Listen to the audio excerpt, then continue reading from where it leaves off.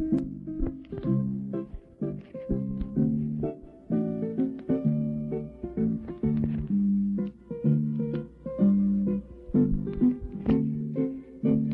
evening. This is Mae Brussell in Carmel, California. I know you're all anxious for me to give you a rundown, an analysis of what happened at the People's Temple, the involvement of Charles Gary and Mark Lane in that operation, and my opinions or views for whatever they're worth.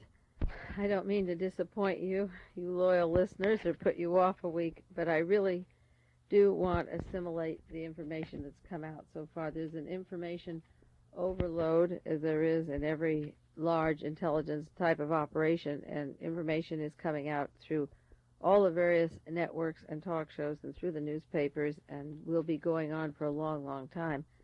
I don't want my opinion, my hatred for Mark Lane to get in the way of my objectivity of this case. The question is whether he was an innocent dupe or whether he is the Rasputin and the manipulator that I've accused him of being in the past. Will remain open until next week, probably. Those of you that listen continuously, that have listened to Dialogue Conspiracy or have taken the tapes, know that constantly I have talked about him, particularly when he took a part into the Hustler operation with Paul Krasner last year.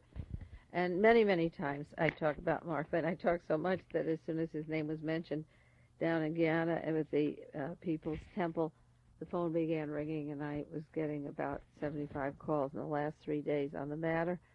So finally I decided that people could order tape number 365, which is December the 1st, next Friday. I'll do a tape just on the People's Temple and hopefully answer some of your questions and give you my overview of what I think took place. And I'll just leave it at that. I'm not going to go into it right now.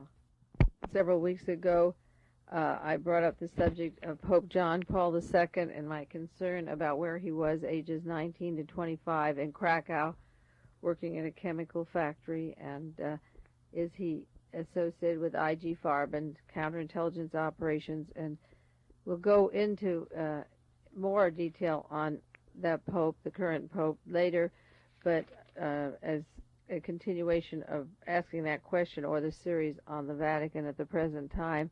Last week we talked about Pope John Paul I, his possible murder, and briefly on who would gain and the manipulations of covering up, the indifference of covering up his death, which obviously was to make ready for Pope John Paul II.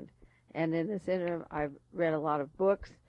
We'll be giving you the list of books on the Vatican and on the IG Farben operation. I'm sure that you can collect many more books than I have and begin to send me titles to fill in the missing pieces. And one of the subscribers to these weekly tapes sent me a marvelous book, and I'm going to talk about it on both sides today and analyze some of the material in it. It's called The Final Conclave by Malachi Martin. It's put out by Pocket Books, New York, 1978. You can get it right now.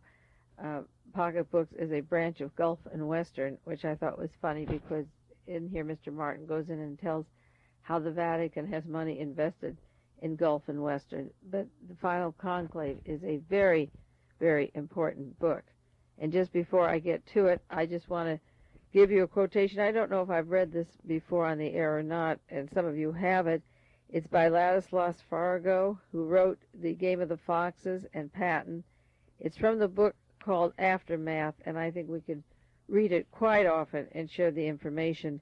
He begins the introduction by saying, Martin Bormann, former Reichsleiter, head of the Nazi Party Chancery and Secretary of the Fuhrer, survived World War II and managed to escape to Argentina in 1948 with the help of the Perón regime. He said, I have authoritative proof that Bormann survived the war and went to Argentina in 1948.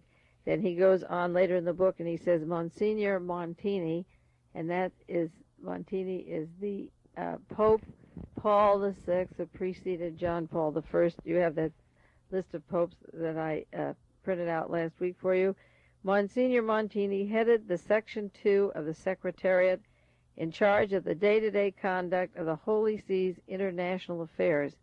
More important in this context, Montini had under his supervision the Vatican Bureau that issued the refugee travel documents and the Caritas Internationalis, the Church's international welfare organization, which was at this time and for some years after the war one of the main charitable institutions that aided fugitive Nazis. Caritas Internationalis is not officially part of the Vatican Curia. Even today, when he wrote this book, it is not listed under the Curia or under the official register of the Holy See. In reality, though, it does belong to part of the Curia. He said even in 1949, branches of Caritas were aiding Nazi fugitives in their escape to Argentina, such as Dr. Hans Heffelmann, one of the accused at the euthanasia trial, testified at Limburg in 1964 when he described in detail how the Vienna branch of the organization supplied travel documents and money he needed to make it to Argentina. And around 1947, the Department of the Vatican Secretary of State helped displaced persons was under the direction of Monsignor Jose Montini, whose assistant in providing travel documents for refugees was an Argentinian priest named Silva.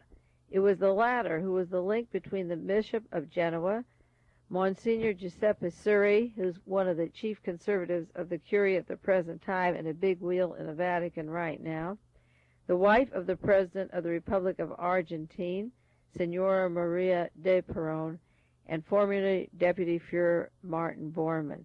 The main interview for them took place in the vicinity of Genoa, and they were all instrumental in removing Martin Bormann down to Argentina.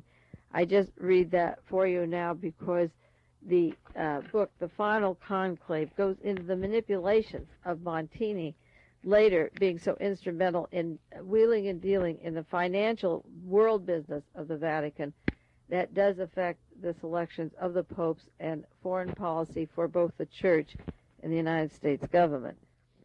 Martin in the book gives a little historical background about Montini and the elections that are to follow.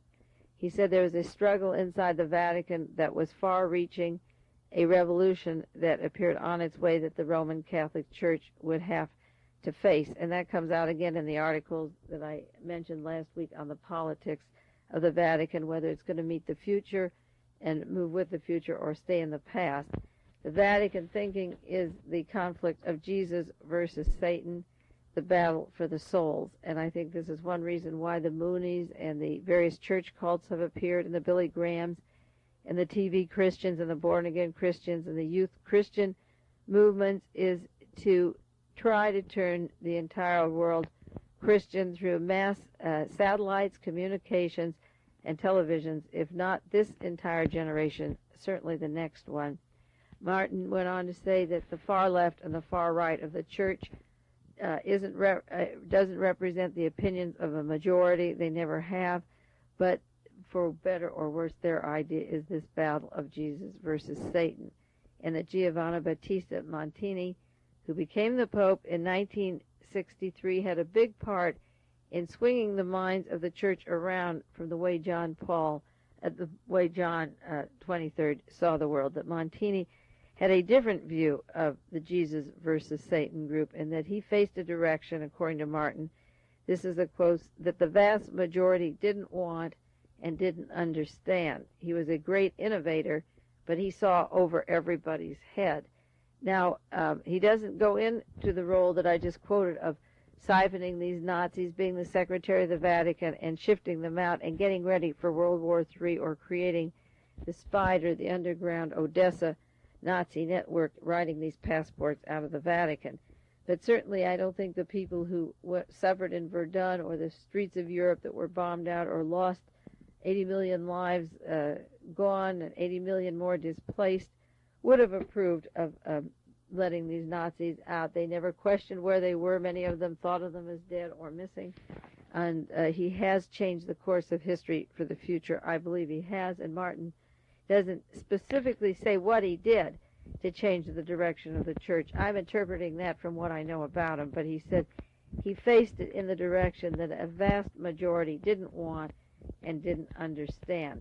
Then he goes into the background of Montini, who he says was never welcomed by the Romans. He was never part of the Roman clique. He came from Milan. They called him the Milan Mafia.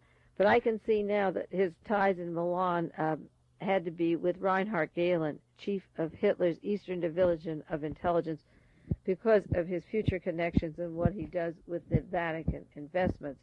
But they called him part of the Milan Mafia. And at one time, Montini was exiled. He wasn't trusted by Pope Pius XII. Even Pope Pius XII excommunicated him and sent him to Milan, where he built up his own power base and returned victorious as the Pope June 21st, 1963, months before John Kennedy is to be killed in November 1963. The 15th anniversary of that was just this week, 2 days ago. And Pope Paul brought with him from Milan his own architects, his own financiers, his own clerics, his publishing house, which has to be the Minister of Propaganda because he does get the best PR of any pope. He comes out as a lover of peace, a lover of the Third World, and there isn't a piece of evidence I can see to support that kind of PR. But he had his own publishers and designers and art people and came in, and the people in Rome called him for years the Milan Mafia. He had this camaraderie among his servants that he brought with him from Milan, and they met a lot of hostility in Rome, but it didn't matter. He had the entourage that he needed. And Martin describes in the book, I'm quoting most of the time now, not from Aftermath, but from the book, The Final Conclave by Malachi Martin, and he describes people around Montini, particularly Cardinal Villot, Villot. I mentioned him last week. Villot was the man who took over the Vatican. He has the important role when Montini died of securing and taking care of the interim business until the next pope is selected. When John Paul I was selected, Villot was the last person with him that night when he went to bed. Montini's very close cohort was with his successor, John Paul, and he also did that little knocking on the forehead, "Are you there?" that 3-time knocking to make sure he was well dead. Cardinal Villot has a lot of political clout, and this book was written before Pope John Paul died or was murdered, and John Paul II was selected, and he even goes into the book on page 76 how the Polish Pope was selected and mentions this Pope Carol and the manipulation of the Germans and the Americans to get the Polish Pope in.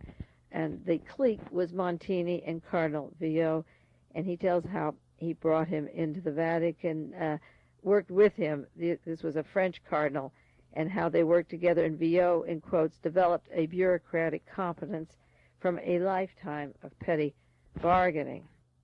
Pope Pius XII, I don't want to get you confused, so you can always look back to the insert that came with the tape from last week. Pope Pius XII manipulated the history like a game of chess. This is according to Martin. He saw the world as a chessboard with boundaries and geography and local history. This was a man active through the Cold War period. Cardinal Pacelli had been instrumental in helping the Nazis and the Italians in the period of the Spanish Civil War. Pius XII saw the world as a history board, that the enemy was Marxism, and this was his complex that we have to go after Marxism. And then came John XXIII, who saw the world differently, according to Martin, with a broad overview, one of peace, and he didn't feel that the world was a deadly conflict between the good and the bad, or Jesus versus Satan, or the Marxists.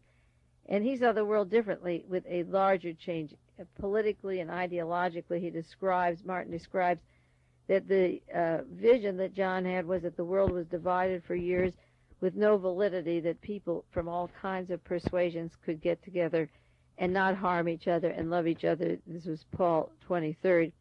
And that the old boundaries that separated people would disappear, and that people would get along. And maybe John's feelings was the birth of the real hippie movement, the real Jesus people, the simple people who broke down the barriers of rich and poor and black and white. And that was a warm time after the Cold War period, when John Kennedy had pulled back the invasion from Cuba, didn't go on a gung-ho tirade against Khrushchev, they had the nuclear test ban treaty, and the world looked like it was going to be a little better place for just a short while. I think the grieving after the death of John Kennedy, his assassination, and after John the 23rd was legitimate, and people sensed that the good feeling that they were trying to spread was coming to an end. And in John's place came the mysterious Milan Mafia, the Montini, the Secretary Montini, former Secretary to the Vatican, who replaced Pope John the 23rd and became known as Paul VI. The final conclave goes into the manipulations of Pope Paul VI when he came to the United Nations in 1965 with his entourage and his trip to the United States, and then he details what happened 1 year later in 1966, the countries that lost their civil liberties and the Vatican didn't speak up. He talks about Haiti, South Africa, Dominican Republic, Guatemala, Indonesia, the Cuban refugees, the Spanish refugees, the Tibetan refugees, and he goes into the mass movements of hundreds of thousands of people 1 year later after Paul VI was at the United Nations. And the book goes into the statistics of billions of dollars in armament that Paul sat before the representatives of nations who had accumulated armaments in 1966, and he goes into the billions of the United Kingdoms, the United States, and the Arab nations, and how they could have prevented the war of June 1967 in the Middle East. And as much as said that the so-called religious leader did a monkey appeasement speech with no meaning at the UN, and then 1 year later, all hell breaks out all over the world in 66 in terms of money and lives and murder and further repressions. And he goes into a secret meeting in 1969, which he describes as the most secluded in the papal study. It was at night, late at night, in the papal study on the third floor of the palace. No more secluded and secure and private time and place has been found for any previous meetings for popes, for any such ultra-secret meetings. I'm sure there have been some, but we're talking about a pope that helped the Nazis escape from Europe in the Vatican, who was in the OSS, and now he's having a secret meeting in 1969 with a man named Michel Sindona, S-I-N-D-O-N-A, and Pope Paul is alone with Michel Sindona. And at that meeting, he signs his signature. He says, Paul binds and obliges a good part of the Vatican finance and the papal monies. He turns over to Sindona, and he authorizes him to sell the Vatican's controlling interest, $350 million in one corporation, and he gives Sindona access to other Vatican funds for further investment. He feels that the money centers should leave Europe, they should go to the United States, and he takes a signature from the Vatican, from Montini, now Pope Paul VI, to go over the world and begin to put money into investments for the Vatican. Martin goes into the fact that as Secretary of the Vatican for Pope Pius XII, that he was trying to reform the financial administration even at that time, and that there were reports of manipulation of money. A 1954 report exposing Pope Pius XII of abuses of money, and at that time Montini was exiled for coming across these abuses. There's also mention of another scandal, an Ernesto Cipico, who embezzled thousands of dollars of funds from the Vatican that was for Eastern European refugee groups. It reminds me of Herbert Hoover in the United States taking money that was supposed to go to refugee groups and putting in it to White Russian Tsar's army that formed the nucleus of World War II. He says that Montini knew that there were people with Vatican money, that they could buy wars, they could sell peace down the river. This is what Martin is saying, that they can sell peace down the river with this kind of money. And the only difference between one scandal and another, which is true any place else as well as the Vatican, is do you have protection in high places, and how much can you get away with? The background of the accumulation of Vatican wealth is important as where they're to invest it later and where it is today and how it affects the selections of our popes. And I'll run down it briefly just to give you a little background again on it. There was the Institute for Religious Works, called the IRW, that he describes in his book, set up, as I told you before, during World War I, that accumulated into assets of $3 billion. It grew into assets of $3 billion. There's no balance sheet that's ever been reduced. These huge amount of monies have now been transferred all over the world. They go back and forth, and even during World War II, money was invested in both sides. It's like the book The Merchants of Death, making weapons for both sides. It didn't matter if it was good for the investment, the Vatican profit. There was a body of money called the Special Administration of Holy See Property, a special administration known as SA, dating back to that year in 1929 when Mussolini was given 100 million, and in this book he says 2.4 million in exchange for staying neutral. That figure varies by 1 million depending which source you read, but that money was invested by three different banking houses. One, the J.P. Morgans in New York, the other, the Hambros brothers in London, and the third was the Rothschilds in Paris.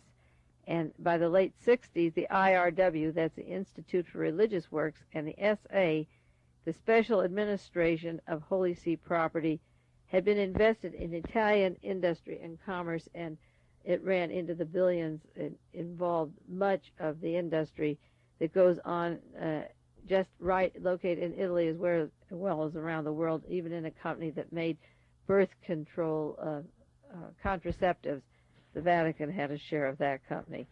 Then they invested money in the Societe Generale Immobiliare, the SGI, highly diversified, which included the Rome Hilton, the Pan American Building in the Champs-Élysées in Paris, the Watergate complex that was built in 1968 for $60 million, and the stock exchange in Montreal. Pope Paul VI worried about the European economy and started the PECA, which was the Prefecture of Economic Affairs, and began to invest elsewhere in 1968 and put money in the hands of a career diplomat by the name of Cardinal Vagnosi, who spent 9 years in Washington, D.C. So that the power of the Vatican, the power of investment, was now moved across the Atlantic, and it was on this side with this huge, tremendous amount of millions and billions of dollars. The IRW, which was the Institute for Religious Works, got a new head. They funded and appointed a new head, a Father Marcinkus, M-A-R-C-I-N-K-U-S, a priest from Chicago and Cicero, Illinois, who accompanied Montini on his trips around the world and was under salary to the IRW in Illinois. And when I think about that, I wonder about Cicero, Illinois, or the relationships close to Chicago of the demonstration of the Nazis versus the victims of Auschwitz in that sensitive area. And were these provocateurs just a symptom of warming up of the future Nazi feeling, getting the American civil liberties to defend their right to say that they could kill blacks and Jews and do away with freedom of speech, which is what the Nazi party is about. And there is a lot of money from IRW right in Cicero, Illinois, and in Chicago. Paul's aim, according to the book The Final Conclave, was to stop the Vatican system of controlling interest in Italian companies and then put it in the blue chips in the offshore profits. And so with the secret meeting of Michael Sindona, selected as the man to do his overseas investments, we have an interesting combination because at one time, as I say, Montini worked with the OSS. He was active in setting up the Odessa, letting these people leave in the year 1946 to 48, which was the 2 years that the protege of Paul VI, Pope Paul VI, John Paul II, was in Rome. He was in Poland, in Krakow and Waterwice, working for that chemical factory up till 1946, and he went to Rome for 2 years, and he was a protege of Montini up to the time that Montini died. And when Montini died, Pope Paul VI, he left all the political clout and framework for the current Paul John II. Sindona started with an interesting career. He worked with the United States Army forces in wartime Sicily. He had military contacts there. And according to Martin, he spent 20 years preparing for the work that he was to do with Martin, as if it took a lifetime of preparation for this moment that he was to meet and get this huge investment. I know Reinhard Gehlen wrote in his biography how an espionage operation, or rearming Germany from World War I to World War II, could take 20 years, and it didn't mean a thing, that you have a lot of time for important connections. And the book describes that he was almost set up for this special moment that when he was to meet Montini and receive all of this money for overseas investment. By 1969, according to Martin, Sindona was well on his way to become a great investment banker. By 59, he was well on his way, and by 69, he had signed the contract with Montini, Pope Paul VI, to make these investments. Up to that time, he had tax havens in Liechtenstein and in Geneva and all around the world. And by the time he came to Montini's attention, according to Martin, Sindona was a legal counsel for textile groups. He worked for a company called Keys Italiano. He was the president. He worked for Mediterranean Holidays, I guess a vacation resort group, the Philip Carbon Black Italiano, managing director of the Cheeseboro Ponds, a board member of Remington Rand Italiano, and he donated $2.4 million for an old people's home, which impressed Montini. And on the basis of that, he contacted Sindona to begin to make these investments for him. They go on to point out that he was a Freemason, but I don't know why they threw that in, I guess to fire the conspiratorial feelings about Masons that have been spread around. But Pope Paul VI felt that Sindona was an instrument in the hands of unknown powers, and yet he could go on from 69 and start investing all this Vatican money, and he moved quickly on several fronts, and they described his putting $40 million into a Luxembourg bank and $15 million into the California-based Gulf and Western, and Gulf and Western also owned Paramount Pictures. And then the Vatican investments began to spread to General Motors, General Electric, Shell Oil, which is Prince Bernhard and Juliana over the Netherlands, that formed the Bilderbergers and the Trilateral money, and the Gulf Oil, which was exposed at the time of Watergate. It was through the Gulf money down in Houston, Texas, that came in from Mexico, that went up to Maurice Stan's bank, the committee to reelect the president, and then down to Miami to Bernard Barker's bank. That was Gulf money, and then into the pockets of the Watergaters, all important, back to the Watergate Hotel owned by the Vatican. It's really a full cycle and a pretty cozy relationship here, and I don't mean to just throw out a lot of names, but the Vatican now is very well diversified with millions and billions, and into General Motors, General Electric, Shell, IBM, and some airlines. It says it doesn't mention them. Then Sindona went on to make, in quotes, forge links further with his banks and Vatican investments with the Continental Bank of Illinois. The chairman of Continental Bank was David Kennedy, the Secretary of the United States Treasury under Richard Nixon, and later a board member of Sindona's own company. A very cozy relationship of the Vatican money, of an OSS agent and Vatican money, to what is a really WASP, Gentile, non-Catholic organizations. He's meeting up with the Eastern Council of Foreign Relations, the blue chip companies of the United States, which are not Catholic owned and weren't, but the Vatican is investing money into the Protestant and other banks in the United States of America, and merging their future and their investments with their political and financial futures are melded with the power structure of the United States government, which basically is not Catholic. In 1968, the Vatican was having trouble with Italian authorities and was being penalized over some of its financial connections. And there's an interesting story here, because Aldo Moro, the premier of Italy, wanted the Vatican taxed on some of its investments that it had, these massive amounts of holdings that were not taxed. And Aldo Moro, who was kidnapped later and murdered, was opposing the Vatican's right to hold on to these properties and not pay taxes like ordinary citizens. In 1968, it began to worry Pope Paul VI about possible hassles of their holdings, And in 1969, he gave control to this vast fortune of overseas money that the Vatican had, and he began to invest it in other places around the world. Sindona left the Vatican, according to Martin. He kissed the Pope's ring, and he left, in quotes, with as much financial power as many nations. And he went about dealing Vatican money into the foreign markets and investing it for the Vatican in the hands of Sindona, according to this material, ordered by Montini, the mysterious Montini of the OSS, who's now pushing the wealth of the Vatican into the hands of the U.S. financiers. On the other side of this tape will continue the links of the Vatican Empire to the blue chip companies and the power structure of the United States, which can easily explain why Mr. Brzezinski and the Kissinger crowd and the Rockefeller crowd can select the next pope to create the warfare state, along with their fears of Marxism and communism, and get us on the brink of World War III.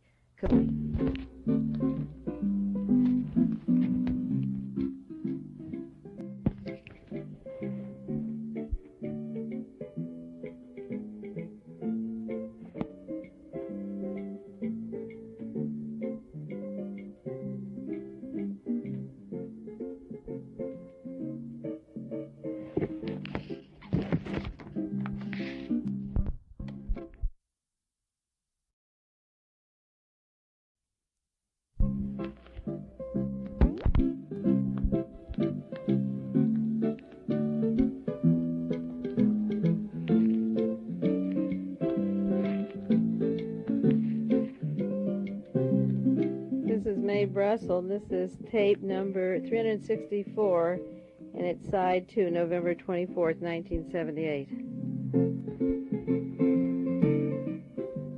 It might seem strange to you that this is the anniversary this week of the death of John Kennedy, which I mentioned on the other side of the tape, the 15th anniversary of his death, and instead of talking about John Kennedy, I'm talking about the Pope, the series of popes, and the political use of the Vatican for the warfare state or for the control of the economy in buying large hunks of stocks, and then they can always threaten to pull it out if we don't move in a certain direction that protects the interests of the Catholic Church and the economy. The Wall Street gang, the Bohemian Grove, the crowd that Domhoff writes about in Who Rules America, can also order the Pope to move in certain political directions, or the Curia to vote for a certain Pope who will serve the best interests of the people who control the money that they've invested, so that they have this double relationship going now of investing overseas into the multinational corporations,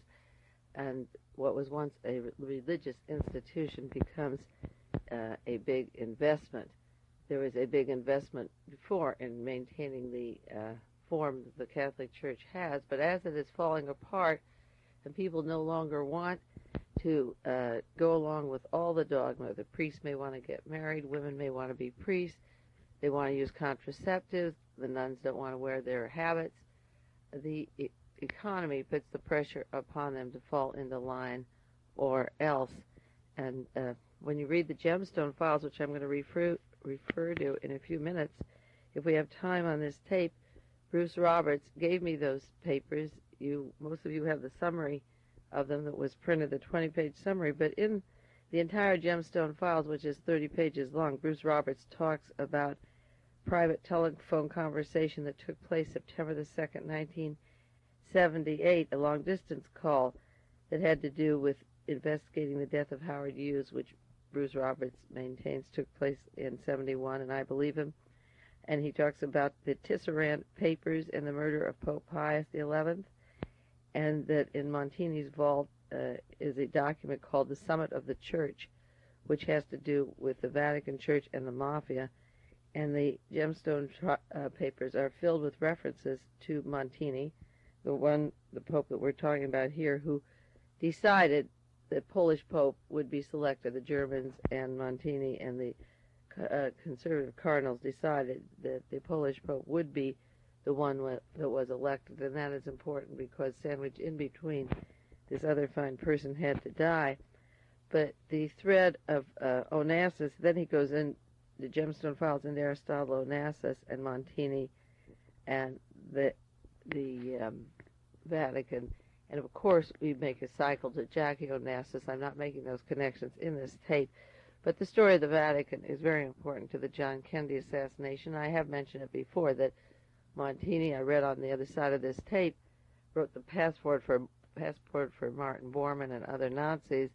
And now there's a book out in London that I've referred to, again, in the past, and Treason is My Daily Bread, saying that Martin Bormann hired a specific gunman that did the fatal headshot for John Kennedy. So you get closer to the political clout of the Vatican than that. And I think that just to talk about the death of John Kennedy this week, I've expressed my feelings in doing 15 years' work into the assassination. I've dedicated endless hours and time and money and spirit. That's the main thing. You can't pay people to do the kind of work that the researchers are doing, the serious researchers into the assassinations.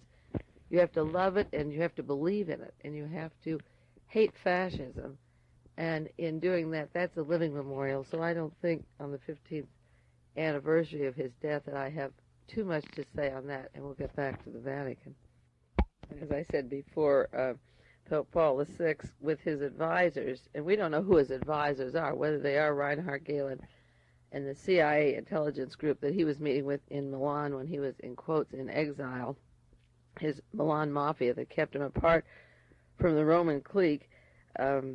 He had these advisors. They decided to go foreign, put their money in other places, and sent Mr. Sindona, as of 1969, out on the road with the Vatican cash. And Mr. Sindona was very close to Swiss authorities, Swiss banks, and the story is that he began to feel financial losses, that he invested it in the wrong places, and that the money was lost. And the story of Sindona was in the newspapers, the Franklin Bank in New York City. There was quite a scandal that the money from the Vatican, several $billion, was badly invested. But I know in espionage operations, what they call a bank robbery is sometimes a giveaway.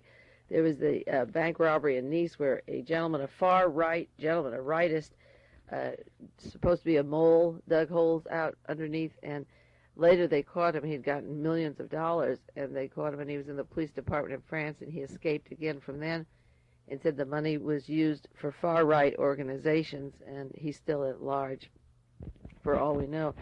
And so I don't believe that what they call the loss necessarily was a loss of money. We won't know for sure, but I don't think that the Vatican necessarily lost that money, but I think there's a chance that they reinvested it over here and wrote it off as a loss with Mr. Sindona, because we really don't know the background of Sindona well enough to know, and Montini, this clique of how they got together, their 20-year reunion of how they got together. And I don't believe that people that were buying blue chips and going around and investing in Swiss banks and overseas in all these different countries actually did lose billions of dollars. In 1972, at the time of Watergate, this is just prior to Watergate, that story broke in June of 72, but Mr. Martin writes in Final Conclave that in 1972, Mr. Sindona transferred his family to the United States, took an apartment in the Pierre Hotel in New York City, and bought controlling interest in the Franklin National Bank, the 20th largest bank in the United States, and offered $1 million as an anonymous election contribution to President Nixon's campaign. Maurice Stans ran the committee to re-elect the president, and he offered $1 million from the Vatican, as they call it, an anonymous contribution. Now, this is terribly important because Bruce Roberts does talk in the Gemstone Files about the links of Pope Montini, and Montini is the man who gave all of this money to Mr. Sindona.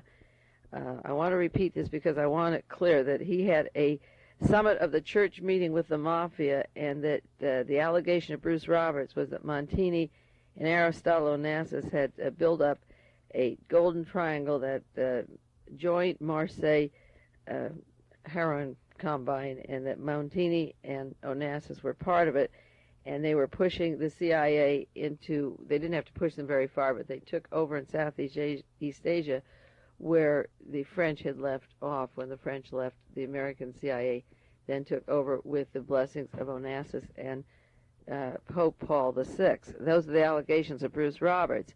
But Mr. Sindona says in the final conclave that they not only bought the Watergate Hotel, which we knew George Seldes wrote it in 1968, but had offered $1 million of anonymous money. Now, the only reason he can say that this was anonymous money is, if you remember carefully, the night of the arrest of Watergate Hotel, June 17th, 1972, John Mitchell and the hierarchy of the Republican Party were out in California at the Beverly Hills Hotel. They moved down to La Costa.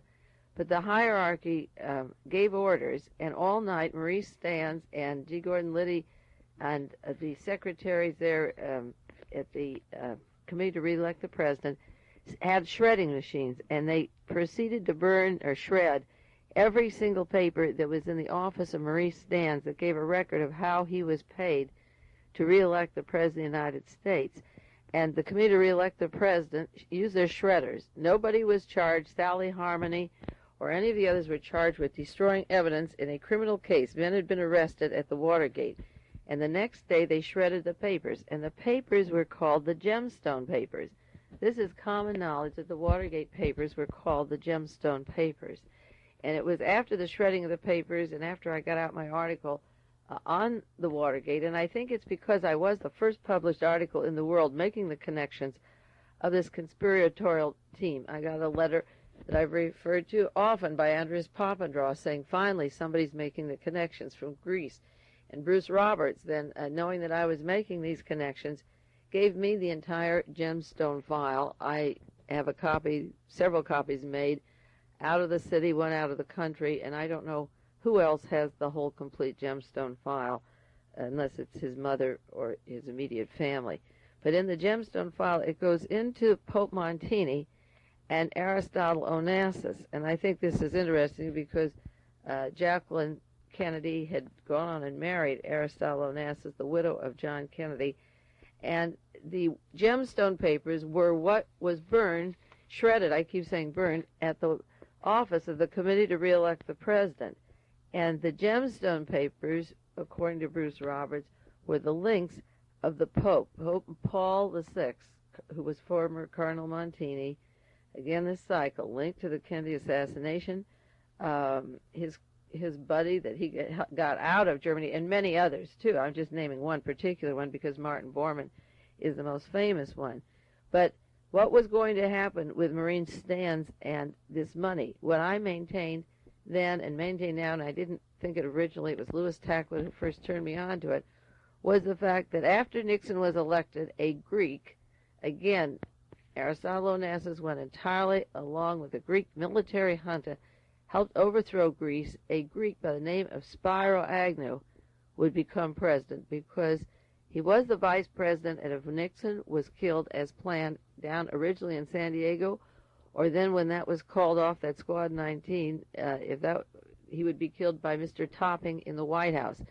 That murder plan has been concealed for the major media, and someday I'll probably just have to do a story on the plans to kill Nixon in '72, because we talked about the death of a pope last week, and here the appointment secretary, Dwight Chapin, had arranged, and all they had to do was clear it through the Secret Service. And I wrote and said many times on the radio and radio shows before that the reason the murder of Nixon was called off, the Topping murder of Richard Nixon, the act to make Spiro Agnew president, the reason it was called off was that it would be linked to the money at Watergate, the Maurice Stans money, which again comes in from Gulf and Western, which the Vatican had invested in, and the Vatican now can say that they offered this money that was turned down as an anonymous. But the fact that the records were burned and Maurice Stans destroyed every piece of paper, we will never know. And I'm sure that the Vatican did put in money as an effort to make Spiro Agnew the President of the United States. You see, This is the way those millions of dollars work invested in the United States that weren't just in Rome property. If the Vatican keeps their money in the city of Rome, in railroads or factories or even making contraceptives, whatever they're doing, they can't affect the American economy except to tell their people to vote no in a communist election, give them $80,000, as we mentioned, because this is a sin, or pay the Pope off for another decree, and he gives the orders on down to these millions of innocent Catholics who are taking this and listening and hoping that he's telling or believing that they're always telling the truth. But when you bring all that money by the mysterious Mr. Sindona from Sicily, with the Mormon mafia combined with the Catholic Church, Watergate was a Christian, not a Catholic activity. Most of it was Mormon mafia with Catholic investment. What you really get is the moving of the Vatican money into the Wall Street Protestant gang. Now, this is a concept I believe happened based upon many, many years of research. You have to rethink your thinking now, because I'm giving you a hard question to think about in terms of new ideas. Sometimes we plow along with certain facts of who got this person out of Germany, where is Oswald's double. We work on the details of, did Jack Ruby go to the office of H.L. Hunt on Saturday afternoon? Those are minute details, but sometimes we work on grander plans based upon an accumulation of facts, and the facts in this case, the funding, the mass investment of the Vatican and the effect they would have on our elections. You see, if Spiro Agnew is in, or if they fund money to the Jimmy Carter campaign, or if the Vatican money is in Shell and they can influence psychologically former Nazis like Reinhard Gehlen working with the head of IG Farben, if Prince Bernhard was a director of IG Farben, if IG Farben has a chemical plant in Poland, if this Pope Carol worked at a chemical plant from the time he was 19 to 26 and then goes to Rome with Montini from when he's 26 years old, the years 1946 to 48, you can see a relationship not just on 1 or 2 or 3, 4 hour tapes, but take the total picture. When the men were caught at the Watergate Hotel, that pushed Richard Nixon out. He immediately pulled the rug out from under Spiro Agnew and sent him right out to Palm Springs. Agnew works around with the Middle East oil people now with Tom Charles Houston, who set up the entire counterintelligence operation for the United States. If Agnew had been in and the Pentagon and Tom Charles Houston were in, the Gestapo, as James McCord would say, was total. That's why McCord told Judge Sirica, I'm going to break this case because the FBI is lying and the Justice Department is covering up, the President isn't telling the truth, and if I don't, we'll have a Gestapo. And the Gestapo was Spiro Agnew and Tom Charles Houston from Indiana, and incidentally, our fine Reverend Jones came from Indiana, and the story of his route there is also yet to be explored, and we'll do more, hopefully, on the background of Reverend Jones, what he was doing in Indiana next week, and the connections of Mark Lane. But the point is that in this book, when they talk about Sindona making the move to New York City to the Pierre Hotel, I have to look up my research now on Martha Mitchell and see where she stayed when she was kidnapped, because I believe it was a hotel owned, I know it was owned by the Marriotts, and I have to check that out because I believe it was the Pierre Hotel. I want to get this tape done today and get it out in the mail to you, so I'm going to check that out for you over the weekend. But it just came to my mind that I think the Marriott stayed at the Pierre Hotel in 1972.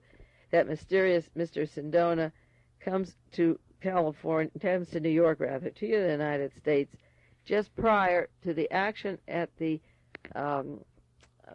Watergate Hotel that would remove the president, make Rockefeller vice president. Jerry Ford was always there, too. He was on the Warren Commission representing the Wall Street Combines and the Bilderberger Council Foreign Relations Group. In fact, I mentioned he was at the Bilderberger meeting in 1964 in the United States at the time he was still on the Warren Commission in March of 64. Well, in the final conclave, I'm going to read again. Mr. Martin says, Cardinal Villot, and to remind you again, that is the French cardinal, the last person with the current Pope John that just died.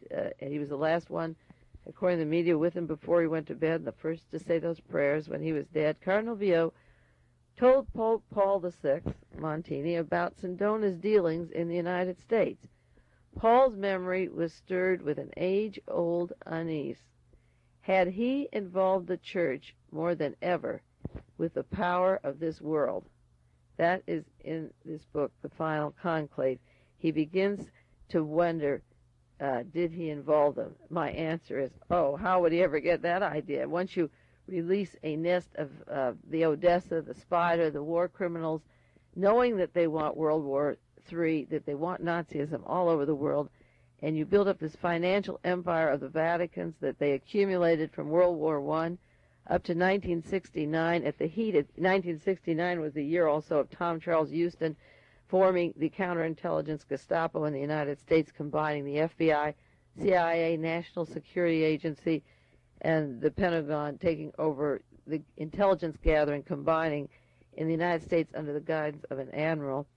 In 1969, Montini is turning over the Vatican fortune that has accumulated through investments and other investments and financial fronts, and working closely with the Wall Street gang now. How could he believe in 1972 that he's involving the Vatican more than ever in the power of this world? The only beef I have about the Final Conclave, and I mentioned it before, is that Mr. Martin puts a halo around Montini. He doesn't see these conspiratorial angles. But I think if you take every year of Montini's life and Sindona's life and overlay them to what was going on with the mafia and the military and the United States Wall Street gang, you'd see that Montini is not the little angel that he talks about. Now, he goes into the fact that Sindona in the United States begins to lose money, in quotes, for the Vatican. He's supposed to lose $48 million in 1973, $150 million in 74, $43 million from the Franklin National Bank. He lost money in controlled Swiss banks. And by January the 9th, 1975, he allegedly lost $240 million of Vatican money. And I ask again the question, was it really lost, or was it invested? Was it put into this Permindex? Remember the network of Permindex that has been credited to Credit Suisse, the assassination teams, and the also Permindex is mentioned in the National Labor Caucus newspaper. I don't agree with a lot of their conclusions, but some of their facts are very interesting, and they cite Credit Suisse and Permindex as killing Aldo Moro, the very man who wanted to tax the Vatican in 1968 as premier of Italy, that they were responsible for funding the terrorist group that killed Aldo Moro. So Permindex is still active with assassination teams if their information is true.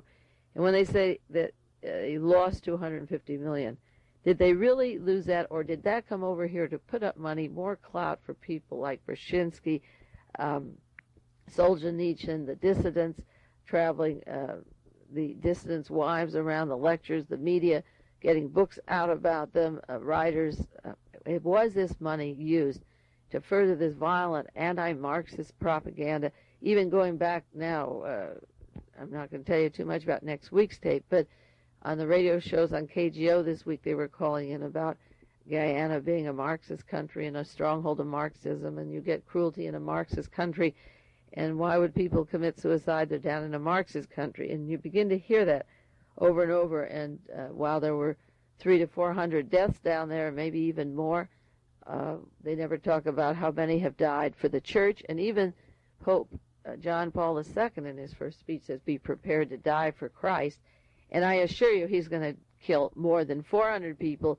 There are more than 400 people dying for Christ for some crazy reason, killing today, believing in Christ, joining Nazi groups, spreading hatred, getting ready to kill, buying their uniforms and armbands, marching, having their beer hall parties, and killing over in Germany. There are a lot of altercations, street altercations, race wars for Christ. There's more than 400 people that will die for Christ in the next 3 months, and yet the attention is directed on Reverend Jones. That doesn't justify what went on there, but they act as if nobody ever died for a church or a belief, whereas this church advocates going out and killing for Christ, actually condones it. And Cardinal Cushing, a warfare cardinal, was just pushing for a total wipeout of the Asian population down in Vietnam to make ready for the white oil dealers and the dope dealers to take over from the native population.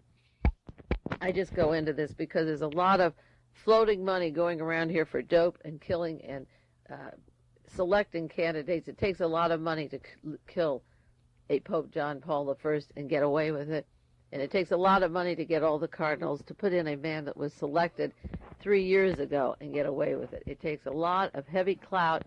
It isn't the kind, you don't buy a pope by handing Cardinal Vio or Cardinal Sarah or various cardinals an envelope with a certain amount of money for each one, because that isn't what you do and it isn't what they need.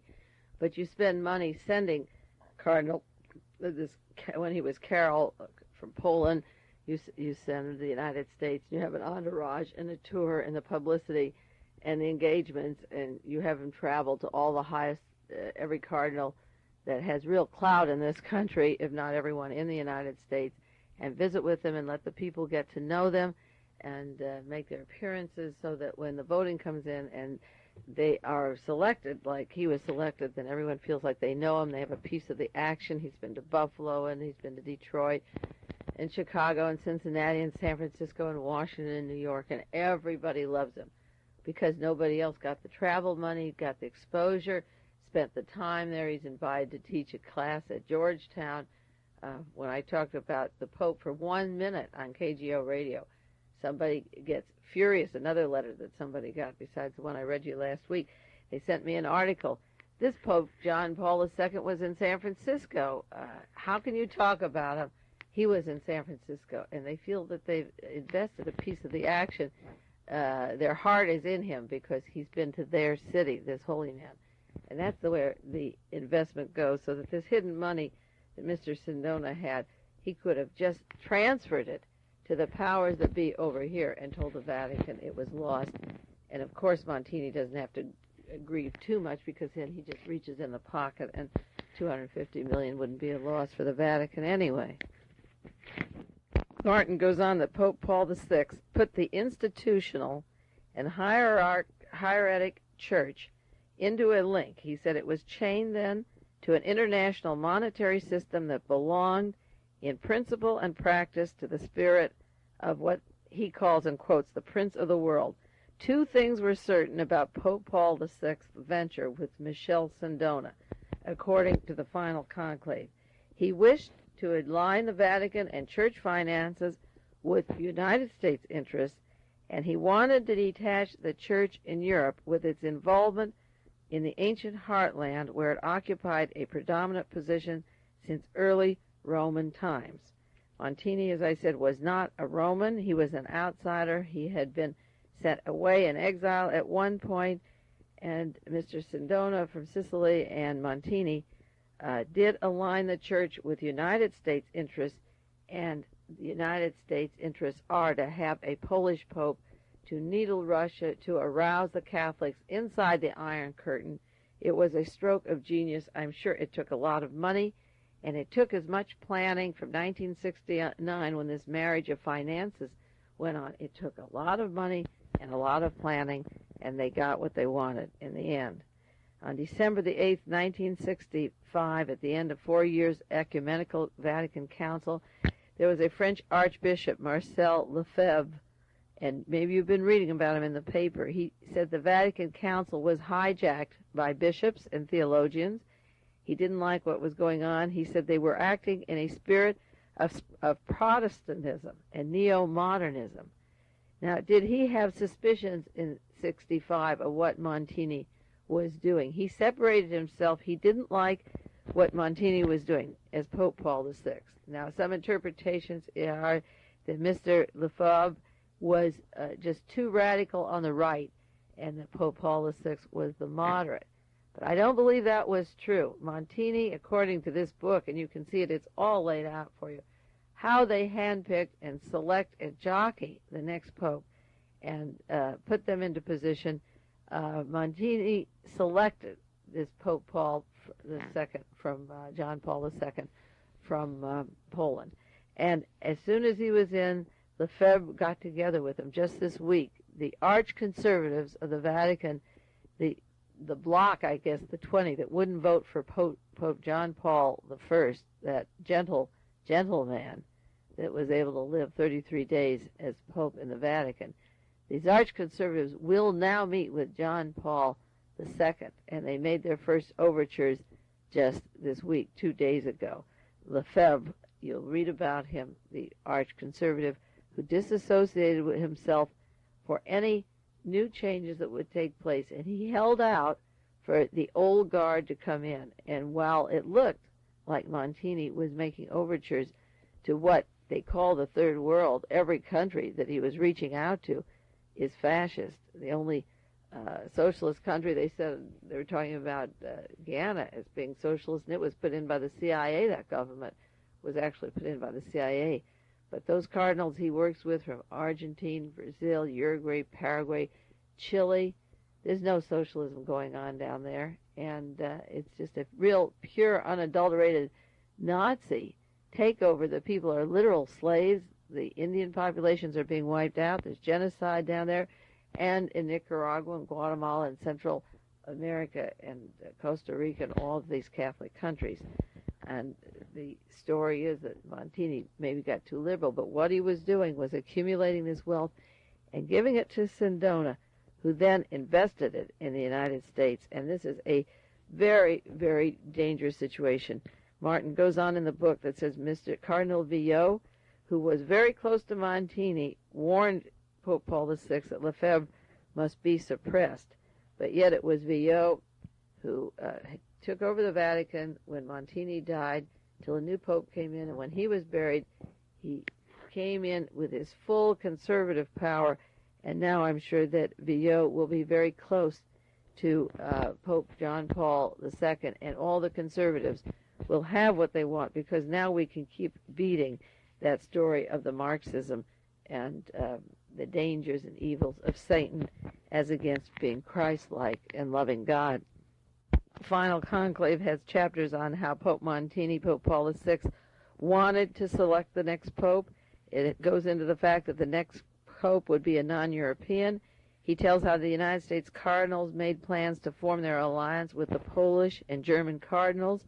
There's a chapter on the pre-conclave activity and the campaigning in the Vatican, on the American initiative with the American cardinals deep in political clout. For the first time in conclave history, the American cardinals are into the Vatican politics in a deep sense. And we always worked with the Vatican, but this book, published in 1978, said how we would help influence the cardinals to select their next pope. And when the Pope came in that they didn't want, the American businessmen and the arch-conservatives, they could kill him and then get the Pope that they do want.